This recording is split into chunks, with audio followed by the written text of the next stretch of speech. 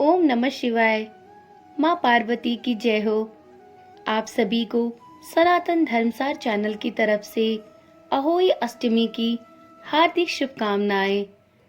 नारद पुराण के अनुसार सभी मासों में श्रेष्ठ कार्तिक माह के कृष्ण पक्ष की अष्टमी को करकाष्टमी नामक व्रत का विधान बताया गया है।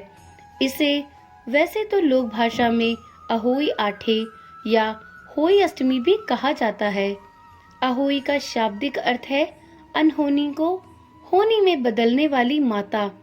इस प्रकार इस संपूर्ण सृष्टि में अनहोनी या दुर्भाग्य को टालने वाली एक ही देवी है, वो है आदि शक्ति देवी पार्वती।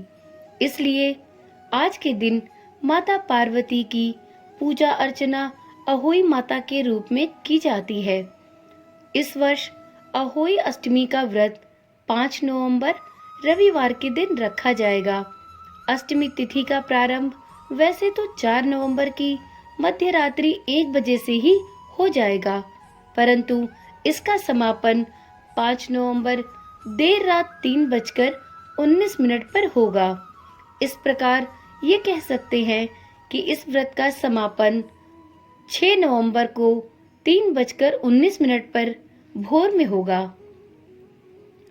उदया तिथि के अनुसार तो अष्टमी तिथि 5 नवंबर को लग रही है, तो इसलिए यह व्रत 5 नवंबर के दिन ही रखा जाएगा। तो इस दिन अहोई अष्टमी का व्रत रखने वाली सभी महिलाएं तारों को अर्घ्य देकर अपने व्रत को संपूर्ण करती हैं। इस वर्ष रवि पुष्प योग का शुभ संयोग भी बनने से अहोई अष्टमी व्रत काफी महत्वपूर्ण है।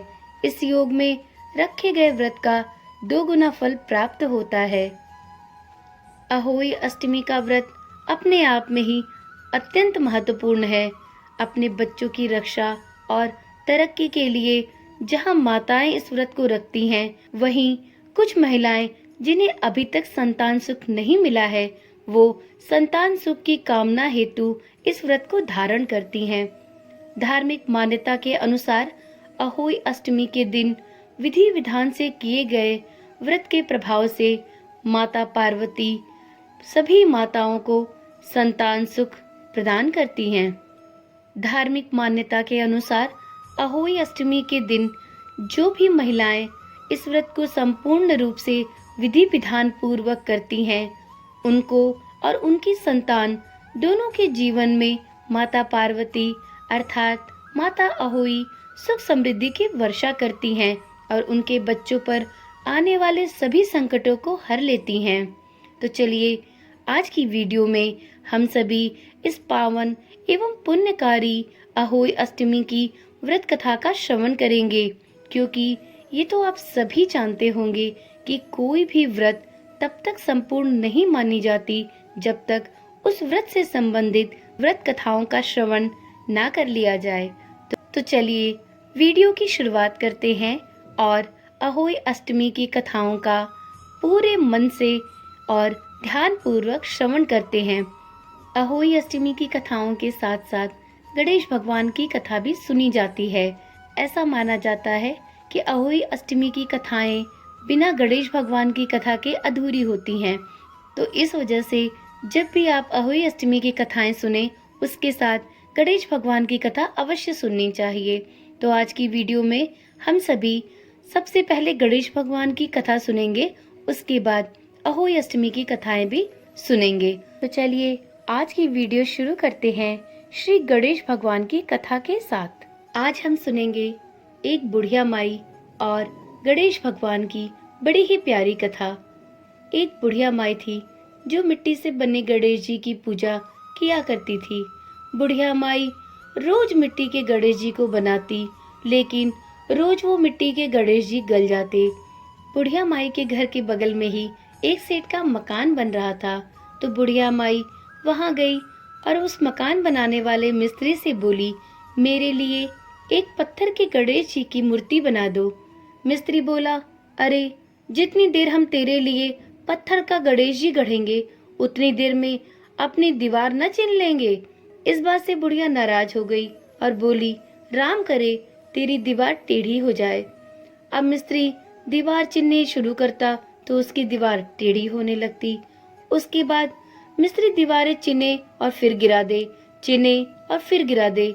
इसी तरह करते करते शाम हो गई। शाम को जब सेठ आया तो देखा कि आज तो कोई काम नहीं हुआ है। तो उसने मिस्त्री से बोला कि आज कोई काम क्यों नहीं किया। तब मिस्त्री ने सेठ को सारी बात बताई कि सुबह एक बुढ़िया माई आई और वो इस पत्थर से एक गणेश जी की मूर्ति गढ़ने के लिए बोल रही थी। तो हमने मना कर दिया।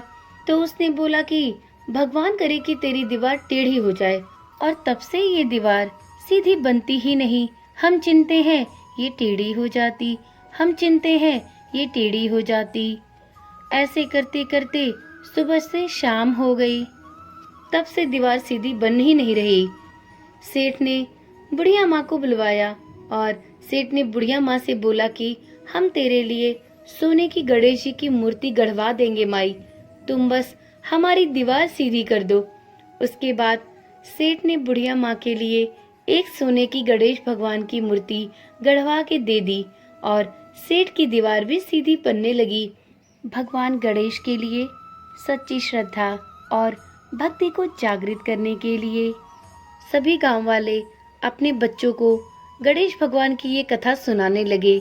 और तभी से अहोई अष्टमी के दिन संतान प्राप्ति एवं संतान सुख के लिए व्रत करने वाली माताएं अहोई अष्टमी की कथा के साथ ही साथ गणेश भगवान की यह कथा भी अवश्य सुनती हैं। तो प्रेम से बोलिए गणेश भगवान की जय। अब सुनते हैं अहोई अष्टमी की पहली कहानी। एक नगर में एक साहूकार रहा करता था। उसके 7 लड़के थे, 7 बहुएं तथा एक पुत्री थी। दीपावली से पहले कार्तिक की अष्टमी को 7 बहुएं अपनी इकलौती ननद के साथ जंगल में मिट्टी लेने गई। जहां से वे मिट्टी खोद रही थी वहीं पर स्याऊ सेहे की मान थी। मिट्टी खोदते समय ननद के हाथ से ही स्याहू का एक बच्चा मर गया। स्याहू माता बोली कि अब मैं तेरी कोख बांधूंगी। तब ननद अपनी 7 भाभियों से बोली कि तुम में से कोई मेरे बदले अपनी कोख बंधा लो। सभी भाभियों ने अपनी कोख बंधवाने से इनकार कर दिया, परंतु छोटी भाभी सोचने लगी यदि मैं कोख न बंधाऊंगी तो सासू जी नाराज होंगी। ऐसा विचार कर ननद के बदले छोटी भाभी ने अपनी कोख को बंधा लिया। उसके बाद जब उसे बच्चा होता वह 7 दिन बाद मर जाता। एक दिन साहूकार की स्त्री ने पंडित जी को बुलाकर पूछा कि क्या बात है, मेरी इस बहू की संतान 7वें दिन ही क्यों मर जाती हैं। तब पंडित जी ने बहू से कहा कि तुम काली गाय की पूजा किया करो। काली गाय स्याऊ माता की भाईली है, वह तेरी कोख छोड़े तो तेरा बच्चा जिएगा। इसके बाद से वह बहू प्रातः काल उठकर जाती और चुपचाप काली गाय के नीचे सफाई आदि कर जाती। एक दिन गौ माता सोचने लगी कि आजकल कौन मेरी सेवा कर रहा है, सो आज देखूंगी। गौ माता खूब तड़के जागी तो क्या देखती है कि साहूकार के सबसे छोटे बेटे की बहू उसके नीचे सफाई आदि कर रही है। गौ माता उससे बोली कि तुझे किस चीज की इच्छा है जो तू मेरी इतनी सेवा कर रही है, मांग, क्या चीज मांगती है। तब साहूकार की छोटी बहू बोली, स्याऊ माता तुम्हारी भाईली हैं और उन्होंने मेरी कोख बांध रखी है, उनसे कहकर मेरी कोख खुलवा दो। गौ माता ने कहा अच्छा। तब गौ माता 7 समुद्र पार अपनी भाईली के पास उसको लेकर चली जाती है। रास्ते में कड़ी धूप थी, इसलिए दोनों एक पेड़ के नीचे बैठ गईं। थोड़ी देर में एक सांप आया और उसी पेड़ पर गरुड़ पंखनी के बच्चे थे, उनको मारने लगा। तब साहूकार की बहू ने सांप को मारकर ढाल के नीचे दबा दिया और बच्चों को बचा लिया।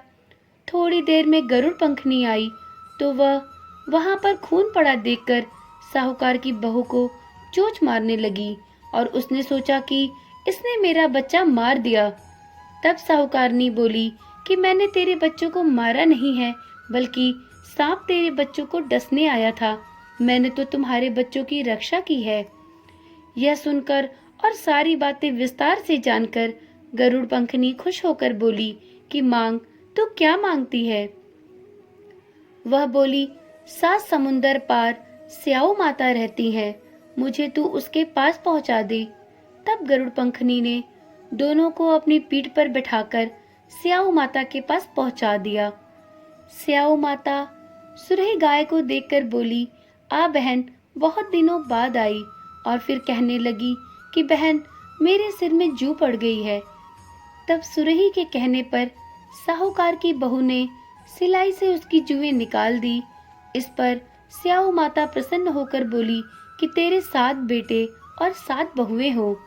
साहूकारनी बोली कि मेरा तो एक भी बेटा नहीं, 7 कहाँ से होंगे? स्याऊ माता बोली, वचन दिया, वचन से फिरूं तो धोबी के गुण पर ककरी हो। तब साहूकार की बहू बोली, माता, मेरी कोख तो तुम्हारे पास बंद पड़ी है। यह सुनकर स्याऊ माता बोली, तूने तो मुझे ठग लिया। मैं तेरी कोख खोलती तो नहीं, परंतु अब खोलनी पड़ेगी। जा, तेरे घर में तुझे 7 बेटे और 7 बहुएं मिलेंगी। तू अपने घर जा और जाकर उजमन कर, 7 अहुई बनाकर 7 कढ़ाई करना। वह घर लौटकर आई तो देखा 7 बेटे और 7 बहुएं बैठी हैं। वह खुश हो गई। उसने 7 अहोई बनाई, 7 उजमन किए, 7 कढ़ाई की। दिवाली का दिन आया तो उसकी जेठानियां आपस में कहने लगी कि जल्दी जल्दी पूजा कर लो, कहीं छोटी बहू बच्चों को याद करके रोने न लगे।